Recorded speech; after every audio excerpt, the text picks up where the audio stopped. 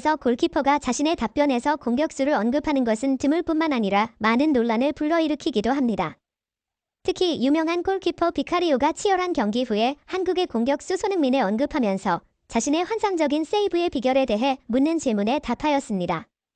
그렇다면 비카리오의 발언 뒤에는 정말로 무엇이 있을까요? 일부 사람들은 이것이 비카리오의 PR 수법이라고 주장하며 손흥민이 전 세계에서 가장 사랑받는 공격수 중 한 명이기 때문에 미디어와 팬의 주목을 끌기 위한 것이라고 주장합니다. 증거: 비카리오와 손흥민이 경기장 밖에서 어떠한 밀접한 관계를 맺었다는 확실한 증거는 없습니다. 비카리오의 발언 뒤에는 어떤 비밀이 숨겨져 있을까요? 비카리오는 손흥민을 정말로 숭배하는 걸까요? 아니면 이것은 단지 PR 전략일까요? 자세한 비디오를 통해 더 많은 정보를 얻어보세요.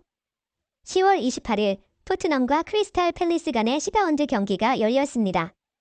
이 경기는 크리스탈 팰리스의 홈에서 열렸으며 홈 경기에 비해 토트넘은 분명히 더 어려움을 겪어 팬들이 약간 긴장감을 느낄 수 있었습니다. 이 경기의 결과는 토트넘의 순위를 결정하므로 팬들의 관심이 집중되었습니다. 결국 토트넘은 2대1로 승리하여 한 번 더 1위의 위치를 확정하고 10경기 동안 무패 행진을 이어갔습니다. 토트넘은 4-3-1 포메이션으로 출전했습니다. 수비 라인에서는 페드로 포프, 미키 반더벤, 크리스티아노 로메로, 벤 데이비스의 모습을 봤습니다. 데스티니 우도기가 보통 스타트를 끊지만 이번 경기에는 건강 문제로 뛸 수 없었고 그를 대신해 벤 데이비스가 선발로 나섰습니다. 이브 비수마는 이전 경기에서 누적 경고로 출전하지 못했지만 이번 경기에는 복구하여 파페사르와 미드필드를 구축했습니다. 양쪽 임원은 여전히 대안 쿨라세프스키와 제임스 매디슨이 맡았습니다. 손흥민은 평소처럼 센터포워드의 위치를 기용하였습니다. 공격 능력뿐만 아니라 공격수 라인에서의 압박을 통한 수비 구조를 형성하는 역할도 중요하다. 이 경기에서 그는 이론에 충실한 모습을 보여주며 센터 포워드 위치에서 계속 기회를 찾았습니다.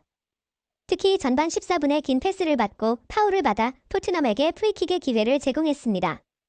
그러나 뛰어난 경기력에도 불구하고 토트넘은 크리스탈 팰리스의 골문 앞에서 많은 어려움을 겪었습니다. 빠르고 강력한 강제 플레이를 적용하면서 토트넘은 공유율이 높음에도 불구하고 전진하는 것이 어렵게 되었습니다.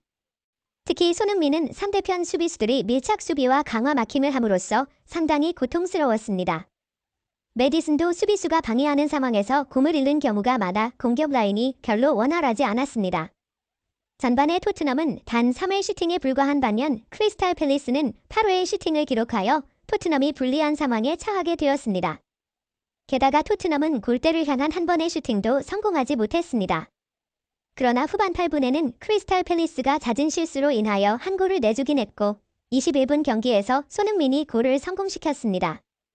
이 골은 매디슨과 존슨이 연결된 패스는 통해 손흥민이 왼발로 정확히 결정한 바 있습니다.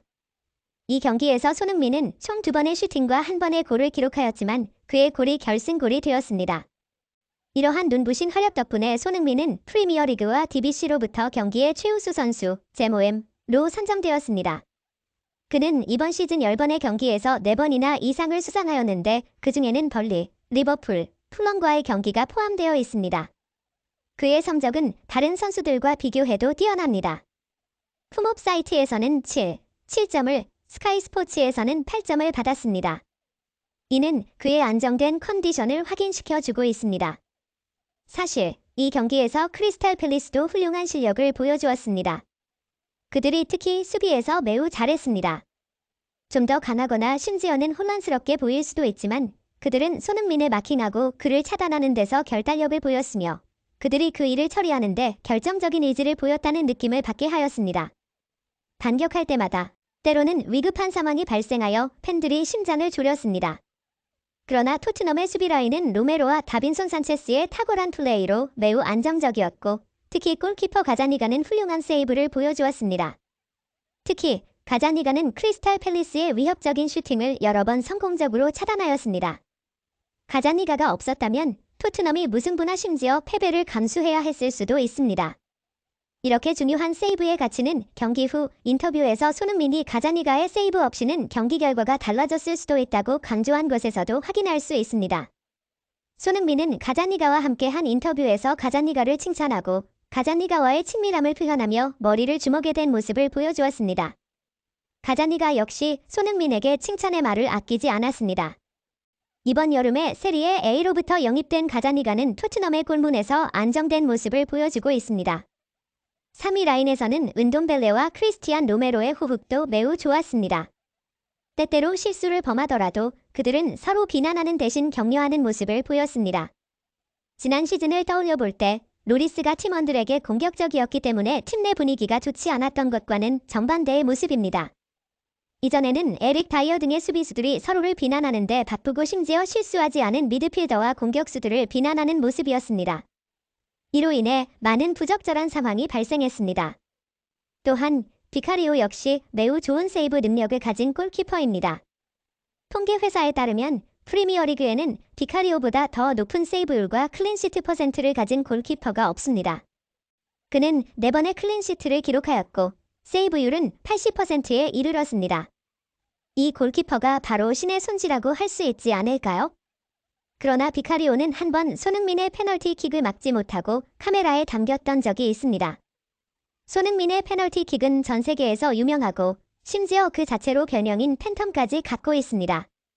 한 번의 훈련 세션에서 미니게임 도중 손흥민은 페널티킥을 차서 비카리오가 막지 못하게 하고 공은 그대로 골로 들어갔습니다. 공은 명확하게 곡선을 그리며 골대 멀리 측면에 직접 들어가는 완전히 막을 수 없는 득점 상황이었습니다. 사실 훈련을 할 때마다 비카리오는 손흥민의 슛을 막는 일에 직면해야 합니다. 매일 그는 세계 최고의 공격수, 심지어 최고의 포스 플레이어로 불리는 사람과 직면해야 합니다. 이런 선수의 슛을 계속해서 대면하고 대응하다 보면 그의 능력이 향상되지 않을 수 없습니다.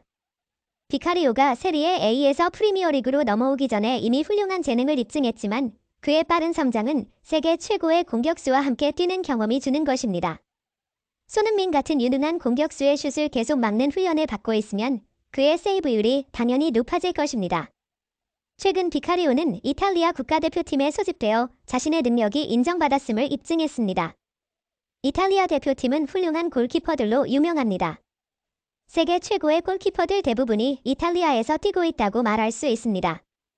지안루이지 도나룸마는 1번 골키퍼로서 58경기를 택했고 알렉스 메렛은 3경기에 출장했습니다.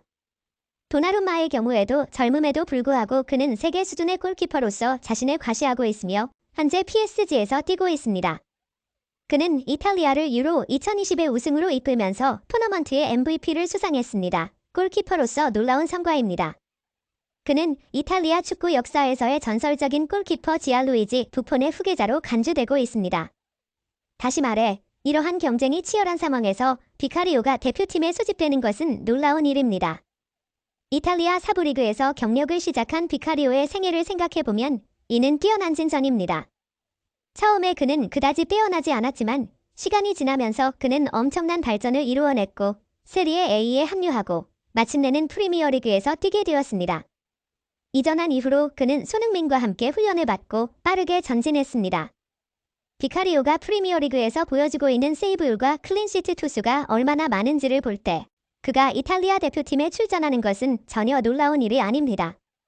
도나룸마가 1번 골키퍼라 할지라도 오래 걸리지 않아 비카리오가 이 포지션을 경쟁하게 될 것이며 그가 곧 골대 안에 서게 될 것으로 예상하는 것은 당연한 일입니다. 현재 토트넘은 모든 선수들이 훌륭하게 플레이하며 좋은 상식을 보여주고 있습니다. 10경기 연속 무패로 올 시즌 토트넘이 어떤 결과를 만들어낼 것인지 모두가 궁금해하고 있습니다. 오늘 나누고 싶었던 모든 정보입니다. 감사합니다.